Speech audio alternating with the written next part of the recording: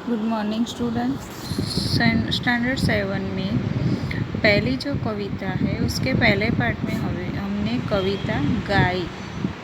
अब दूसरे पार्ट में हम कविता की समझूती जानेंगे और भाषा सज्जता के बारे में जानेंगे। तो आइए फ्रेंड्स, हम कविता की समझूती जानते हैं पहले। Good morning student. स्टैंडर्ड 7 का सेम 2 का पहला लेसन है बेटी। ये एक कविता है जो बेटी पर गाई गई है, लिखी गई है। उसके में हमने पहले पार्ट में कविता गा के सुनी।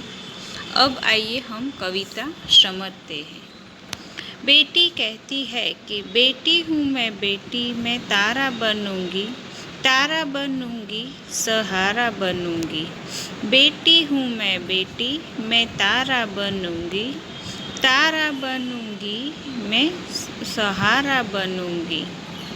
यानी कि इसमें बेटी हमें कहती है कि यहाँ एक बेटी अपनी बात करते हुए कहती है कि मैं बेटी हूँ, मैं एक दिन आकाश में चमकने वाले तारे के समान चमकूंगी। अर्थात पढ़ाई लिखाई कर विकसित होकर दुनिया में लोगों का सहारा बनूंगी। यानी कि बेटी कहती है कि मैं बहुत पढ़ूंगी, लिखूंगी और साक्षर बहुत होशियार होकर दुनिया में लोगों का सहारा बनूंगी। फिर कहती है गगन पे चमकते चंदा में धरती में चमकूंगी, धरती पर चमकूंगी, मैं उजियारा कर दूंगी। बेटी हूँ मैं, बेटी। यानी कि जिस प्रकार गगन में चमक कर चंदा पृथ्वी को रोशनी देता है, उसी प्रकार मैं धरती पर उजाला फैलाऊंगी। मैं बेटी हूँ। यानी कि बेटी कहती है कि मैं मेरी उन्नति और यश में धरती पर उजाला फैलाऊंगी। मैं बेटी हूँ। यानी कि मैं अनेक ऐसे काम करूंगी जिसमें दुनिया धरती में उजाला फैलेगा। फिर कहती है कि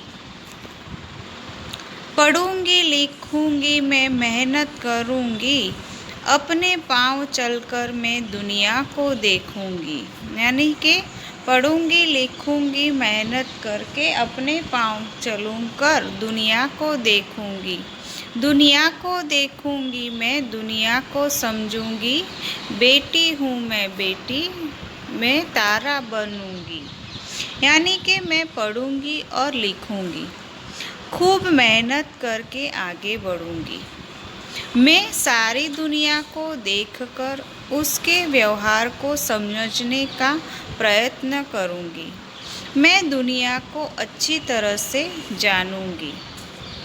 फूल जैसी सुंदर मैं बागों में खिलूंगी, तितली बनूंगी, मैं हवा को चूमूंगी, हवा को चूमूंगी, नाचूंगी, गाऊंगी। बेटी हूँ मैं, बेटी, बेटी हूँ मैं, बेटी। यानी कि बगीचे में खिले फूल की तरह मैं दुनिया की रूपी बाग में खिलूंगी। अर्थात मेरे कार्य रूपी सुगंध को फैलाऊंगी। यानी कि बेटी कहती है कि मैं जैसे बाग में फूल खिलते हैं, उसी तरह मैं दुनिया में रूपी बाग में खिलूंगी, अच्छे काम करके, अच्छी पढ़ाई करते। यानी कि मेरे कार्य रूपी सुगंध को मैं दुनिया में फैलाऊंगी। जैसे तितली हवा में उड़ती है, उसी प्रकार मैं भी प्रगति करती हुई अपने लक्ष्य को पार करूंगी। मैं जीवन में विकसित होकर उच्च स्थान प्राप्त करूंगी। मैं खुशी से नाचूंगी और गीत गुनगुनाऊंगी। मैं एक बेटी हूँ। आइए इन वाक्यों का अभ्यास करें। इन वाक्यों को ध्यान से सुनिए। भाषा सज्जता। निम्नलिखित वाक्यों को ध्यान से पढ़िए और सुनिए। मनाली साहसी बालिका थी। बगीचे में सुंदर फूल खिले हैं। भारत ने श्रीलंका को 3 विकेट से हराया है। बाल्टी में थोड़ा सा पानी है, वह आदमी जा रहा है। यानी कि इस भाषा सज्जता में हमें वाक्य के अंदर कुछ विशेषता बताई है। इसमें हमें कहा है कि जो शब्द संज्ञा की विशेषता बताते हैं, उपरोक्त वाक्य में रेखांकित शब्द साहसी, सुंदर, 3, थोड़ा सा और वह संज्ञा की विशेषता बताते हैं। अर्थात जो शब्द संज्ञा की विशेषता बताते हैं उन्हें विशेषण कहा जाता है। आज हम विशेषण के प्रकार के बारे में जानेंगे। हमने विशेषण के बारे में जाना, अब इन वाक्यों को पढ़िए। हमारे देश में ईमानदार लोग ज़्यादा है।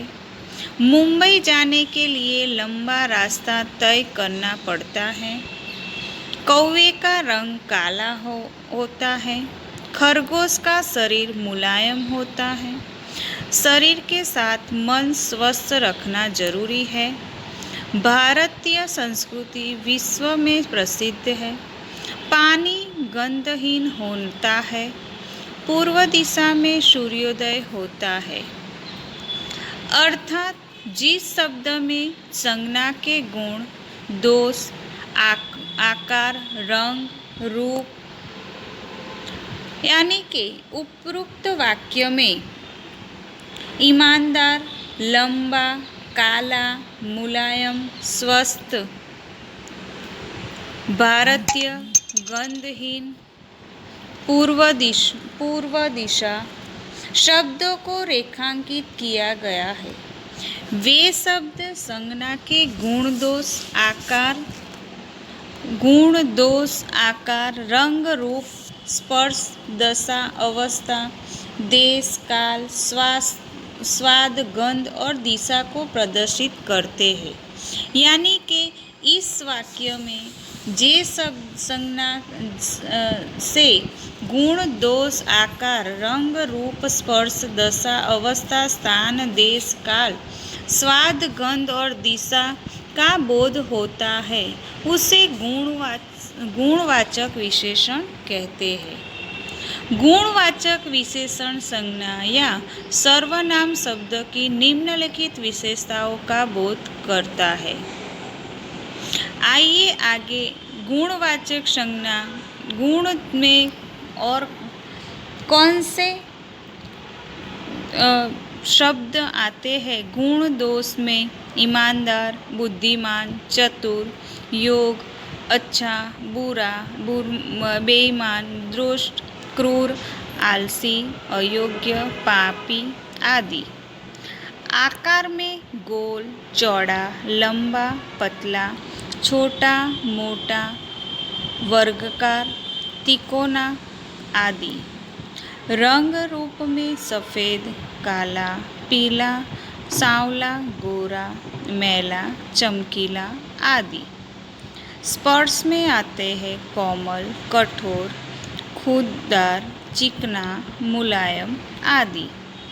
दशा और अवस्था में आते हैं स्वस्थ, कमजोर, बीमारी, दुर्लभ, रोगी, बूढ़ा, युवा आदि।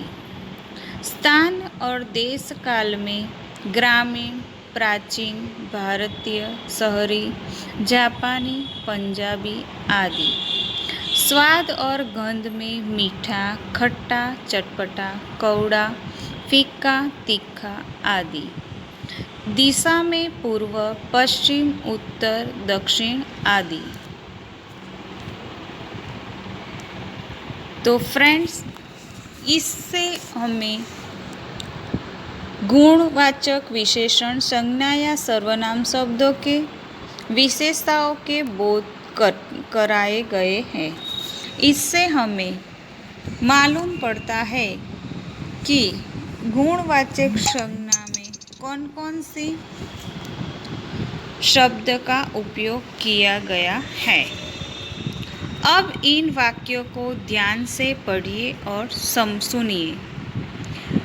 प्रयोग 3 नदियों का संगम स्थान है।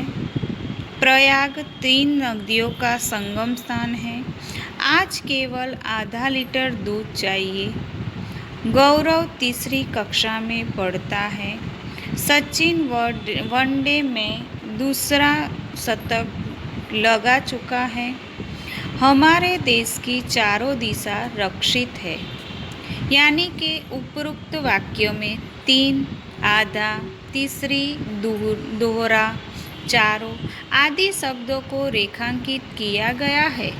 ये शब्द पूर्णांक बोध, अपूर्णांक बोध, क्रम, आवृत्ति और समूहवाचक संज्ञा का बोध कराते हैं। इससे वह पता चलता है कि जो शब्द से वस्तु की निश्चित संख्या का बोध होता हो उसे निश्चित संख्यावाचक विशेषण कहते हैं। इन वाक्यों को पढ़िए। कई लोग नर्मदा की परिक्रमा करते हैं। कुछ लड़कों ने पर्यावरण बचाने का बीड़ा उठाया है। ज़्यादा लोग बैठने से नाव उलट गई। यानी कि उपरोक्त वाक्य में कई, कुछ, ज़्यादा आदि शब्दों को रेखांकित किया गया है। ये शब्द अनिश्चित संख्या को बोध करता है। यानी कि इन वाक्यों में आपने देखा कि रेखांकित शब्द संख्या का बोध कराता है, किंतु संख्या निश्चित पता नहीं चलती।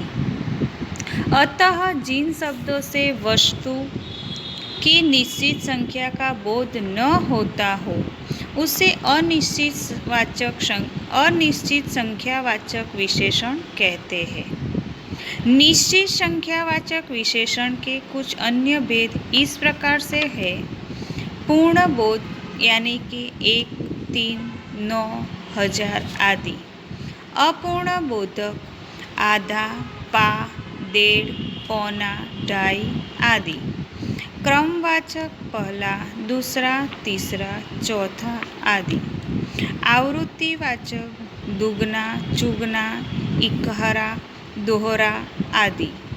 समूहवाचक दोनों, तीनों, चारों आदि। तो फ्रेंड्स, इससे हमें विशेषता के कितने प्रकार है वो हमें मालूम पड़ता है। तो ये भाषा सज्जता की आपको नोटबुक में लिखनी है और समझनी है। तो आगे के लेसन में हम फिर से मिलेंगे फ्रेंड्स। बाय।